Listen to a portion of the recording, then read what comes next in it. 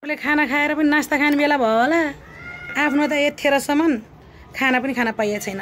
त्यहाँ एउटा कालो बुढो पनि 4-5 वटा बुढो झैँ देखिसकेको छु मैले। भोकले चक्कर लाएर र्याउँ बिहान 4 बजे उठेर पकाएर 5 बजे पसलमा आएको। यो बिहान 4 बजे पकाएको भात अब दिउँसोको 1 बजेसम्म कस्तो भयो होला। त्यही पनि अझ एउटा साडी फिक्स नगरिकन खाना पाइएला जस्तो छैन।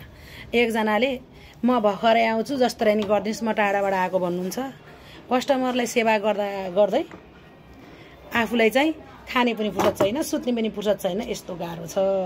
अझ त्यही माथि भएन भनेर माननीय कस्टमर ज्यूहरू हुनुहुन्छ नि, 1 वर्ष 2 वर्ष पहिला सिलेको कपडाहरू बच्चाहरूलाई पहिला त साना हुन्छन् अनि साना सिल्यो आज मात्र लिएर आउनु भएको छ कि 2-3 जनाले। अनि पोर परार सिलेको कपडालाई यो त नानी बढेर साङ्ग्रो भयो चैते दसैँलाई बनाइदिनुहोस् न भनेर भन्नुहुन्छ के। अनि यहाँ काठा पारम कि माटा पारम भन् जत्तिकै आपत परेको छ यहाँ मान्छे। हेर्नुहोस् यति गाह्रो छैन काम गर्न।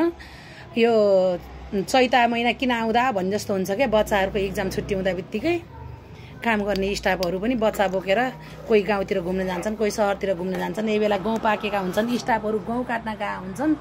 अनि मेरो चाहिँ यस्तो हालत खराब छ। हेर्नुहोस् अब रेडिमेड सर्लक्क किनेर लिएर आउनुभयो भनेपछि कलर गए पनि होलो भए पनि कट तलमाथि भए पनि कस्टमर ज्यूहरूले लाउनुहुन्छ अथवा 1-2 फेर फायर लाएर कसैलाई दिनुहुन्छ।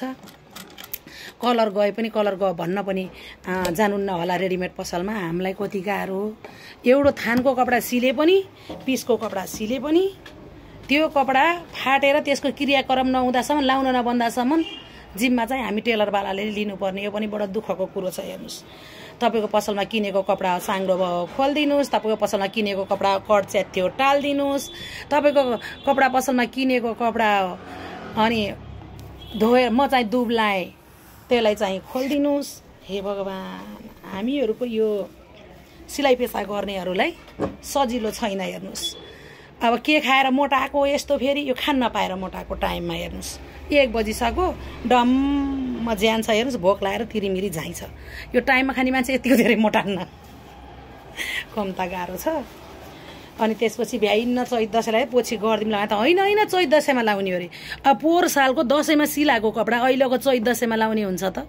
यस्तै भन्ने 3 जना आइसक्नु बिहानबाट अहिलेसम्म। माननीय कस्टमर ज्यूहरू नरिसाउनु होला। यो कपडा नफाटुन् जेल टेलरवालाहरूले बिमा बनाएकै हुन्छन् कि हजुरहरूको कपडाको। त्यो कपडा लाउन बन्दासम्म हामी बनाउने, हामी ठेक्का ल्याछौँ तर समय दिनुपर्छ है। अनि चैत दसैँमा लाउनको लागि 1 हप्ता 2 हप्ता पहिला साङ्ग्रो भएको ठुलो बनाउन ल्याउने, ठुलो भएको सानो बनाउन ल्याउने पोर। यहाँ नयाँ कपडा त सिलाउनु नभ्याएर कुन चाल छ। अब बिहान एउटा बुलो सिलाउन बसेको 8 बजेबाट बल्ल अहिले भ्याएँ। अब त्यो बिचमा कपडा किन्न आउनुहुन्छ बेच्नु पर्यो, त्यो बिचमा साडी फिक्स गर्न आउनुहुन्छ नाप्न पर्यो होइन। अनि त्यही यति त हो भन्नेलाई सजिलो छ। एकजनाको पो यति हुन्छ, हामीलाई त कतिजनाको गर्नुपर्छ हेर्नुहोस्। हामी सिलाउनेहरूको पनि आफ्नै कथा छ, आफ्नै व्यथा छ। हामीहरूलाई बुझ्ने कोही छैनन्। कसैले बिहान 5 बजे लाई बसेथे कति जाँगर ला है तपाईँलाई काम गर्न भन्नुहुन्छ कि। जाँगर होइन हजुर, बाध्यता हो। धौ हामीलाई पनि हुन्छ, निद लाग्छ, थकै लाग्छ, भोक लाग्छ, कम्ता आपत छ। जसरी पनि गर्न पर्छ क्या हामीलाई। हेर्नुहोस्